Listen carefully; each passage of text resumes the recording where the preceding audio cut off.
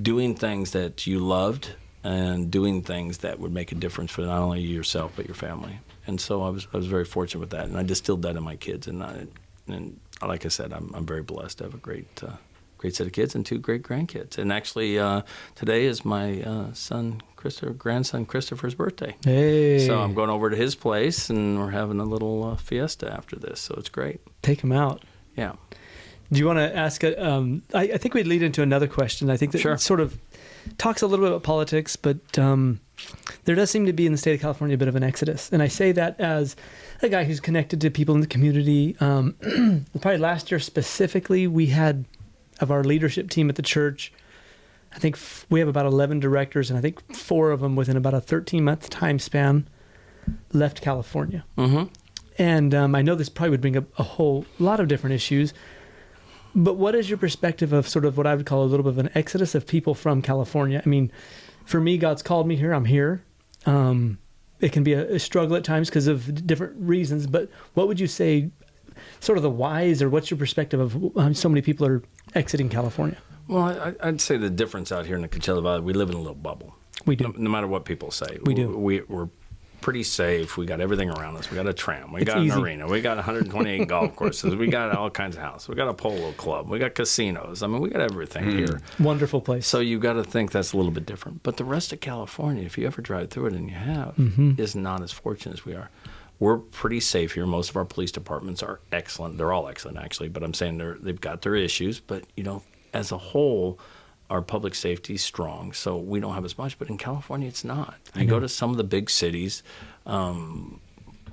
liberal politics, I'll just say it like it is, trying to thread the needle again by trying to make everybody happy. No cash bail for certain people that can't pay it. You don't want to do the time, don't do the crime. And I'm not saying that there's not people out there that make mistakes, but that's got to be looked at. So public safety is a major part going on.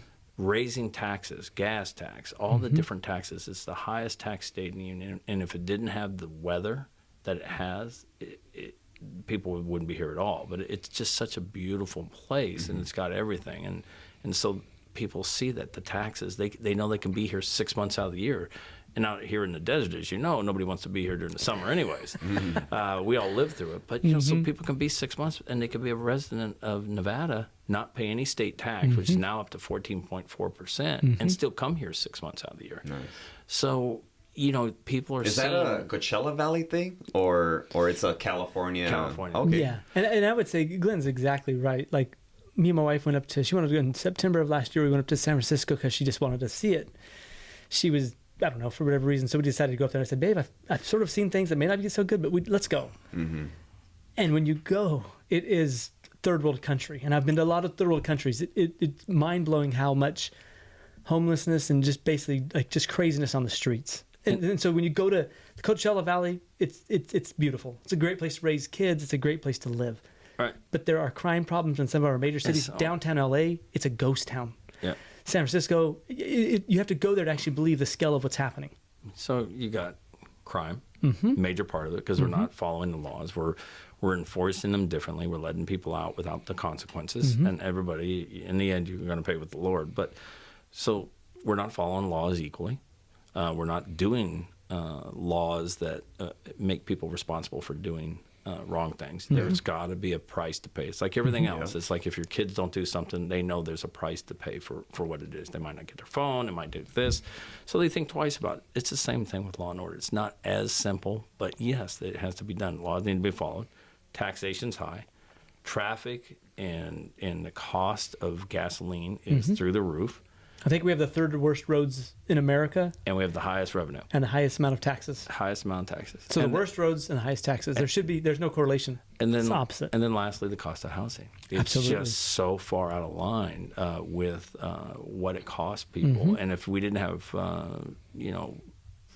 Prop 18 and the limit on what you can actually spend or can be charged for property taxes, I mean, it'd be through the roof.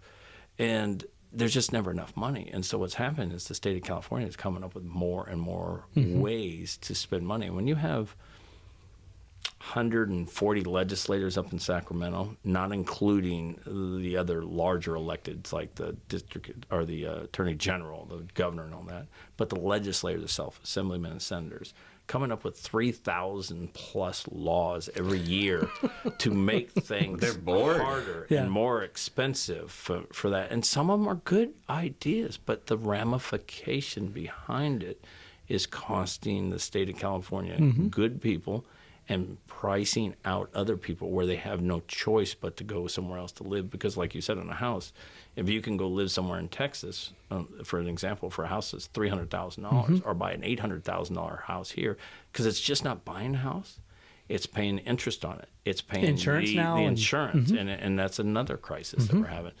But they're man-made. They are They're man-made. continuing to not listen to what people want. There's a way to do it where you follow the rules and everybody can prosper. And the thing about America is if you have the will, there's a chance that you can do whatever you want to do. And that's where people lose it, because in California, they think everybody should be created equal. In the eyes of the Lord, we are. But to say I'm equal with LeBron James, Right. it makes zero sense because I'm not equal. So if I don't get LeBron James's money or his fame or The genetic his lottery stuff, where you're built like I'm it's not fair. No, everybody creates their opportunity, and you're always going to have somebody's going to end up being a janitor, somebody's going to be a real estate agent, somebody's going to be a finance guy, somebody's going to be a doctor, a lawyer, whatever. That's their calling, and based on what they are setting their minds to is based on what they're going to make, and people don't see it that way in California as much. A lot of the big cities have these problems, and these big cities are on the left side, liberal, or godless to some extent. I would agree with that. I would say most of them, and not because of political affiliation or anything else. I think they really believe a lot of what they're doing. I think they think in the long run it's going to create an opportunity. And as you've seen the crime in L.A., I mean, I just saw earlier when I was coming over here, and they were watching the news, and I was just listening to it and watching, and they're talking about a lady that had her dog stolen, and she's on the top of this car and holding onto the car, and it's driving down the street, and they're taking all these people are taking pictures of it. Nobody's even thinking about trying to stop the car to get her off. And it's become normal life, and that's not normal. You treat people like you want to be treated. Yeah, see that man, those things get me really upset, because there should be consequences, and almost like as if it's not good, you know. And I think it's a lot of just people not wanting to enforce what they really know is right. I mean, Because they're afraid, because I think they're a afraid lot of of it losing is, their job, or No, I think a lot of it has to do. Well, first you put a handicap on public safety. You know, if they do something too quickly and they have to make a life decision on either their life or somebody else's life, they're scrutinized. And there are bad police officers in the world. There's bad cops. There's bad doctors. There's bad lawyers. Not because they're bad people. They're just, sometimes they make mistakes. And people don't see that for what it is. So we overreact. And it doesn't ever seem to get better or go back the other way until somebody of importance or substance gets hurt. Then all of a sudden, how can this happen? How can this be? But the people that are out there that are making these rules, they have sergeant at arms. They're driven to the airport. They got people with armed guards and guns on them. But you need to, we don't need police and public safety to help you. We don't need this for you. We don't need that for you. You don't need to fly in the plane. You don't need to have your own car. You need to drive a bus. But they're not willing to do it themselves. They want to make the rules. They just don't want to follow them. And I think that's what a lot of it is people want to dictate what other people do, but aren't willing to do it themselves, and that makes it very difficult. And then, as you see now, is what you have a divided country, divided communities, because they each have different ideas, and people are slowly starting, as you see, to Texas and other places, very polarized. Going back, and it's becoming polarized, and unfortunately, that's the way it is become, because we're all Americans. We all want to do what's best for our children. We all want to do what's best for our family. We all want to do what's best for our community. There's a way to get there. It's just we got to get there together. And unfortunately, neither side's willing to knuckle. And it's not knuckling for them. It's knuckling for us. So would you say that California is fixable, or is it too far gone? Everything's fixable. I agree. Everything's fixable. And God has a way. There's a reason behind it. But when you look at it, there's always a way, and you're not going to get. It's like fairness. Like we talked about in salaries or stature, and that we're all not going to be the same. But there's a basic group of laws, and if we follow those laws and treat people with dignity and respect, and have a clean, safe city, and do the things that you would want to do, we'd get back in the right direction. We just got to make some tweaks and come back. And I think people that really want to get involved, and I think our churches are a big part of that. To be honest with you, our churches don't vote, and I think as you saw with some issues with the Catholic Church, that they were targeted for some stuff. Why anybody that's at the Catholic Church wouldn't vote, I have no idea. They're affecting your lives, and I think that the churches would get together and vote based on people that are going to do what's right for our community. They would have a big influence and say on what goes on, and they really need to go out there, and people need to vote. That's the number one thing you can do to assure that you're part of the process, and if not, you're part of the problem. If you're not willing to vote, then you're not. Don't tell me about your change, because you're not even willing to change it. Well, the Bible's sort of clear. Jesus calls us to be the light of the world, which means you shine. And then Jesus further went to tell his disciples, occupy till I come, which meant to do work or to be engaged. And I think for those of faith who choose not to be engaged, I don't know that they're occupying. And so I think it's a calling on us as Christians to be engaged and to try to make a difference. And I think that you can do not only through voting. One of the things I've tried to do is get not only to vote, but then to support and advocate for candidates that have my same morals and beliefs. Yeah, just like everybody else does. And the churches aren't any different. I really do think that churches need to be involved with their congregation, and I think the pastor should say something. This gentleman, this lady, has done what's right for the community, and they might not even be a church goer. I mean, they might, but they're making those decisions based on people's rights and what's best for them. And that's what I think people need to get back to. But everything's fixable. For sure. We're all Americans. If we can't do it, it can't be done. I'm just saying like it is, because we have the greatest country on earth. We have the greatest opportunity on earth. We have a free system. It's broken in many ways, but if we can come together and come up with a solution that not everybody's going to get what they want, but we sit back and say, what's important to us? It's clean, safe city, clean, safe nation, following rules and laws, being fair to everybody, be respectful to everybody, and everybody's treated equal. The rest of it we can solve. Yeah, and I think we can't guarantee outcomes, but we can guarantee opportunity. Like, everybody should have opportunity. Exactly. We just can't guarantee everyone wins. Exactly. And there's a large population of people that believe that. And I really do believe the silent majority is being overrun by the minority of people that really are squawking. And I think a lot of people just go back and cower. But I tell you, one of the social ills, and it's a bad thing for any kind of politician or anybody else, is social media. It has really changed the way our world sees stuff, because a lot of it's inaccurate, and you can do CNN or you can do Fox, complete opposites, same subject, complete opposites of the same subject, and there's so much bad on social media. People are spending too much time doing that. They're not reading, not doing stuff. They hear things. It does. I mean, if it wasn't for social media, a lot of people wouldn't have the opinions they do, because you don't watch TV.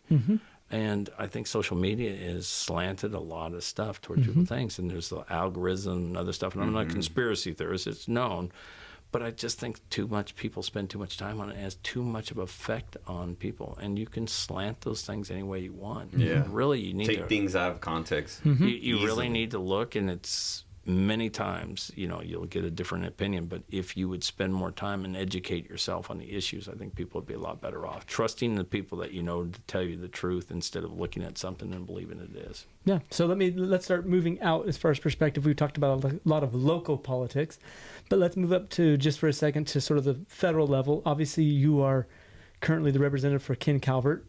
And obviously he's running a campaign, and some of the votes would actually even be in this district that we're presently in right now. And I believe that he's probably done a great job, if not a good job, at what he's been doing. So anything you would say about that on the national level as far as politics and Ken Calvert's election specifically? Yeah, Ken Calvert's done a wonderful job. I wouldn't work for anybody that doesn't. That wasn't a good person. He does what he says he's going to do. He thinks about what's best for the community. He's brought in millions of dollars to all of his district from every city, and it's not even the ones that support him or anything else. It's never been that way with him, which I was very impressed by not only his thought process behind it. is what he thinks it's going to do to be able to help the communities they represent. And sometimes it's outside his community, but it'll help his community in that way. He's the head of the subcommittee on defense spending appropriations, and he really thinks outside of the box on what he can do to take that funding to make sure that it's utilized in the best way. And the same with our district. We just had a call earlier today, and the staff all gets together, and they talked about all the cases to work and the stuff that they do, and how they can get more resources to help people with immigration issues, IRS issues, anything that has to do with the federal agencies. And that's his main goal, is to make sure that he brings back the community. So his race, it's always tight. It's like me. I always run like I'm in last place.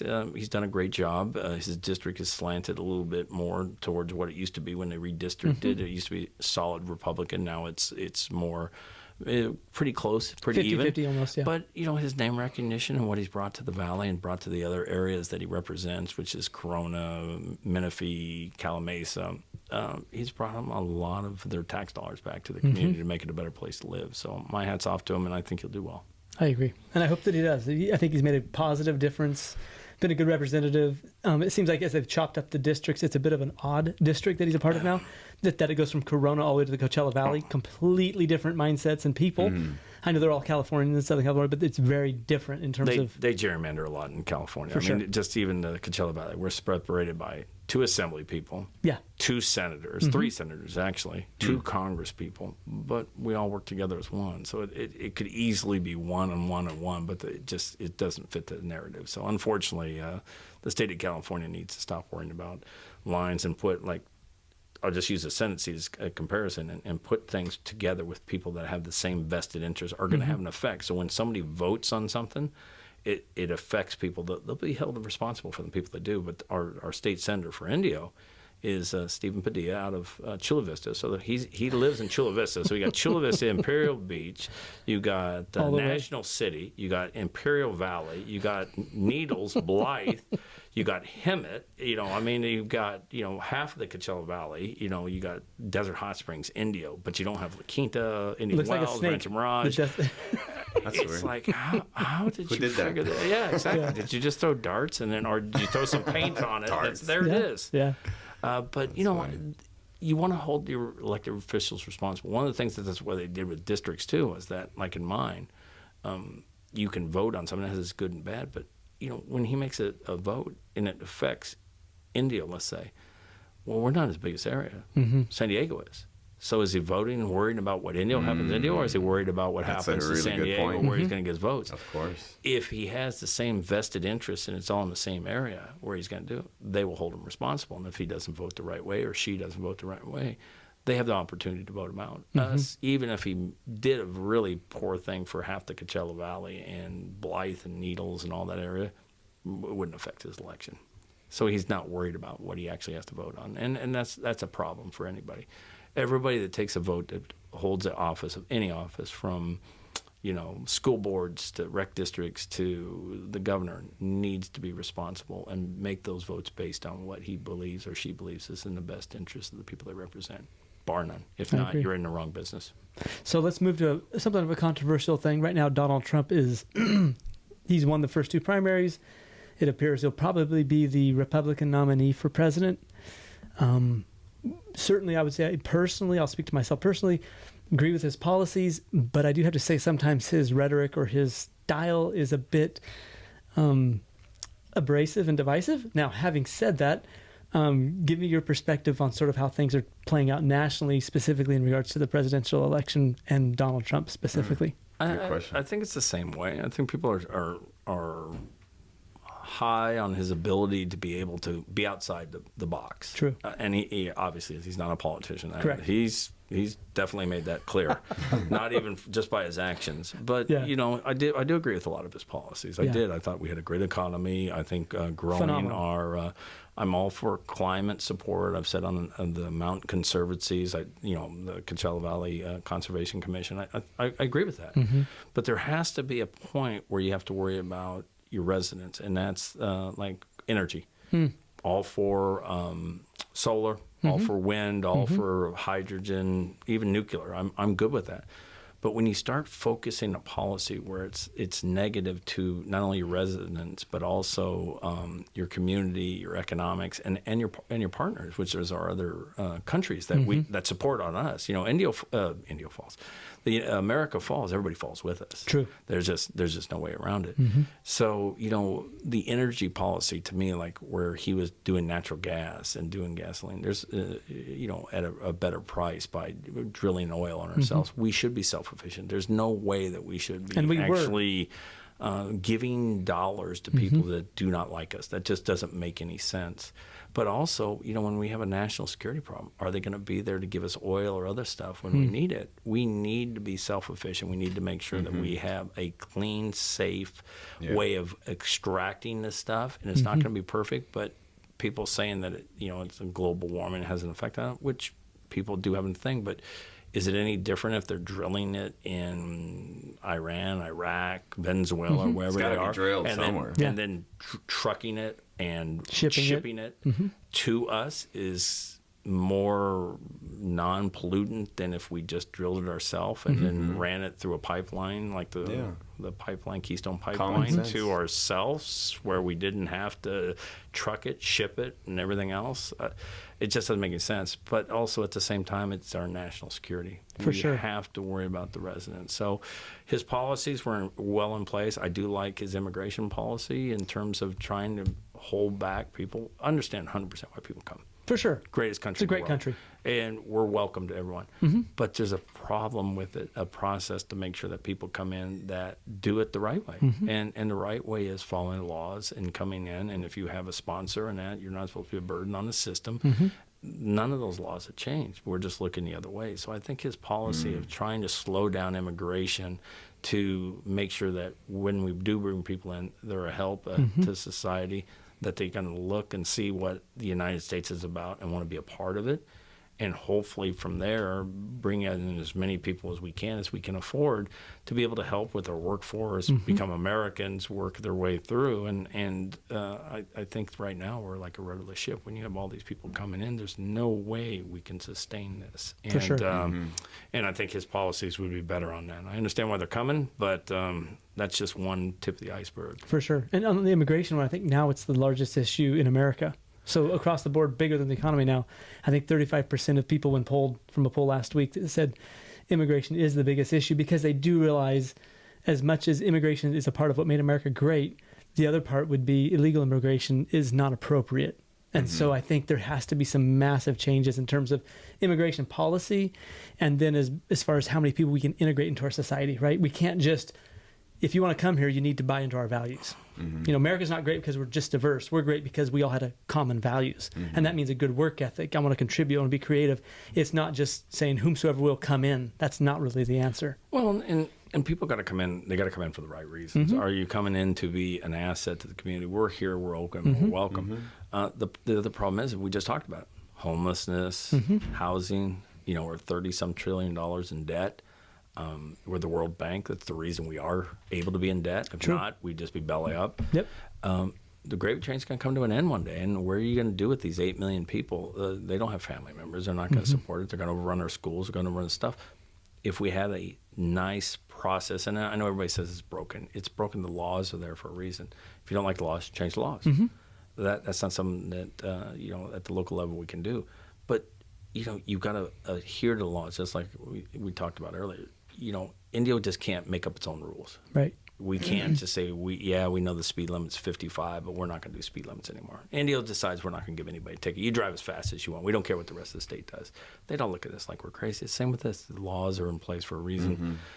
Welcome, come to America. I think that we need immigration to be orderly, and we do need immigration. And people should be able to come in, but it needs to be done in the right way. And I think that's where Washington, D.C. has made a grasp there. And the blame's to go all the way around. There's no one that you can do it. But I believe Trump would be a better person to be able to get that back under control and make sure that we're following the laws and regulations in place to be able to have immigration the right way. Yeah, I agree with that totally. Yeah, my parents are from Mexico, and now I'm Republican, and my parents thought that, well, they were Democrats, but once they started realizing what are the values of each party, they became Republicans. And I think it takes like one generation to figure that out for all these people that are migrating to the United States. And I have a lot of friends, and they're Republican, Democrat, Independent. It's not that people want to come; they don't have a problem with it. It's the way it comes. I mean, the way that it's the process doing people just coming over, and I think that's where it kind of loses them. So it's not really a Republican Democrat thing. I think the generation. I think you are right to an extent, but a lot of these things are just common sense. If it's illegal for one, it's illegal for all. The rules are for everyone. We don't change. We don't do anything differently for this person. Doesn't matter who you are. And I think that's where I think a lot of people look at things and say, look, we have rules in place. Let's follow them. And that's why I think if we could get back to that, we'd be a lot better off. And that's a conservative issue. Versus liberalism is like free for all, but hey, wait, there's rules. It's a conservative issue. Well, and we said this before, and I'll say it again. It never will change until it affects somebody important. It'll take somebody important having something happen to them to recorrect a lot of stuff and everything. And so it's really going to have to do it. And I hope nothing goes wrong and nothing happens to any of our Americans, citizens, or anybody that's here. But when you look at it as an overall, it's a ticking time bomb. Everything is right now. Yeah. We really need to bring this country together, and people got to lower down the rhetoric. And that's where I agree with you on Donald Trump. He needs to lower down the rhetoric. This is about America and how we get together as one and build a better country, not only for ourselves but the rest of the world. Because can he do that? Is he capable? I don't know. Right now, it's not working. So that's a guarantee. So I mean, it's going to be based on who they give us. It's just going to be one of those things that we need to look at, and hopefully, like I said, people can really come together and look at what we need to do to make ourselves a better place to live. And church is a big part of it. People need to get back together. They need to get back in the parks. They need to get back into their churches. They need to get back into community activities where they interact with each other to realize that we're all one. For sure. And I think that's probably the danger sometimes if I look at somebody just say they're a Democrat or they're this or that. The danger is that they're still human and they're still bear the image of God. And so as much as God loves them, so should I love them. And so as much as we might view things differently, it's so important that as a people we come back together. Oh, absolutely. But we said it earlier, at the local level, we all know who we are on the dais. We all know who and anything. Never ask. Don't care. It's only when you get up to the state and other things you start to worry about the politics. We really don't care. I've never even heard any of my council members or any of the other council members, there's a little rhetoric here and there, and you can kind of tell where they are. I have not seen one of them vote based on what their party affiliation is. That's cool. Cool. Doesn't come into our facts. And to me, it's like everybody else. When we answer the phone, like when I worked for Congressman Calvert, don't ask anything. What's your name? How can we help? What is it we need to do for you? How can we help you to solve your problem? And they'll tell us. And if we can't do it, say it's a county or state issue, we give them their number and that. Don't ask anything else. Don't care. And that's the same way at the local level. We don't care. That's right. That's the way it should be. You're all our residents. Yep. So you're what is it can do to help? And I think that's what's made myself successful is that everybody is accessible to me. Anybody that wants to come talk to me, anybody that wants to do anything can come down and talk, and more than happy to. And I would feel the same way with my city staff and also the rest of the city council. But everybody's view is important to me. It makes ourselves a better place to live. And when you get those thoughts and ideas in there, because I'm one person, city council's 5, staff in the city's 300. We got 100,000 people in India alone. That's 100,000 sets of eyes instead of 300. Do a lot more with 100,000 sets of eyes than I can with 300. Certainly. So I think we're coming to a close. Our time's probably almost up. I do want to say in conclusion before I let Roll wrap it up. I would like to ask him just one more question. Yeah. What are your goals for the future? Where do you see yourself in the next 10, 20 years? Hopefully on this side of the ground. The city of India has been good to me. I'm going to run one more term. This will be my last time. Everybody says that, but they don't. This will be it for me. It'll be 20 years. I think I want to get to where we need to be. I guess that's a cliche for a lot of people, but we've started stuff when I first started on city council. We've got a great staff.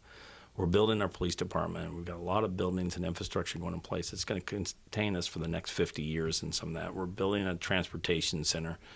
We have a lot of great stuff. I want to make sure it gets finished up and finalized.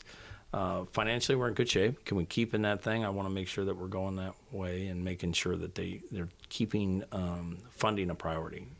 Only spend what you make. Put stuff aside for rainy days. Make sure that you're investing back in your community. So I'll do one more term. Now I'm running in November. I'm gonna have my kickoff campaign event at the Tack Room Tavern on the 27th. Everybody's welcome, 5 to 7 o'clock on me. No charge.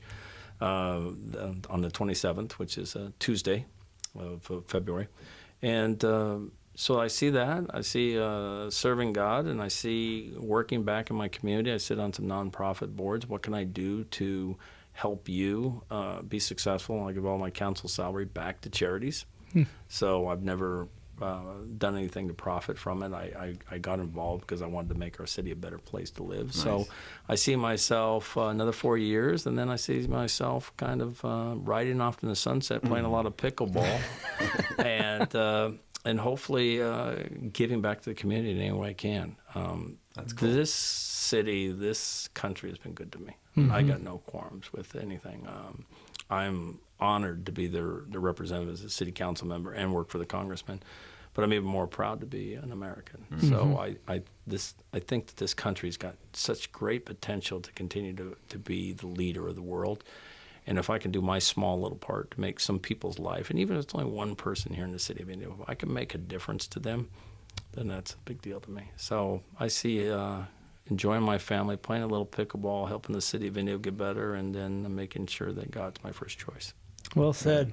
You got my vote. Yeah, for sure. Mr. Glen Miller. And certainly from me as well, I would endorse Glen Miller. He's been a fantastic city council member, lives for God, but as well serves his community so well. So I endorse you, and hopefully as well for Ken Calvert, we endorse him as a candidate and pray that God would bless both of your campaigns. Glenn, the good chance you'll probably win again. I've looked at the numbers the last few times you've ran, and you've done very well because you've worked and you've served your community. But I believe and speak life as well over Ken Calvert's campaign that the same would happen for him. Raul, anything you want to say? No, I mean, this was a great episode. For sure. You know, and I've never had a friend who's a politician in politics, public service, and I've always had my ideas of politics. I have one of my mentors says all politicians are crooks. There must be an honest politician out there, but I've never met one. And the vibe you give me is pretty solid, Glenn. So appreciate you, man, and thank you for coming down to our office and doing this podcast with us. Thank you for having me.